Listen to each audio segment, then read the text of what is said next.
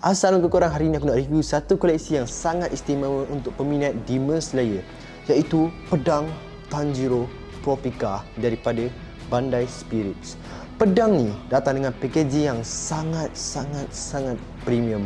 Bila buka je, tu rasa macam tengah pegang katana sebenar. Kalau tengok dekat-dekat, detail pada bilah dan pemegang dia, premium gila. Lagi best, pedang ni ada sound effect, termasuk suara Tanjiro, suara Nezuko dan teknik Mizuno Q Tanjiro. Bar yang digunakan sangat solid, kemas dan bila genggam memang rasa puas. Walaupun replika, tapi memang buat kita rasa macam dalam anime. Untuk kolektor Demon Slayer, Tropica Ninja Sword ni memang wajib ada dalam display korang. Jangan lupa like, share and subscribe untuk lebih banyak review koleksi anime. Kalau korang nak tengok aku unboxing pedang ni, jangan lupa subscribe aku, tekan channel aku dan tengok video ni.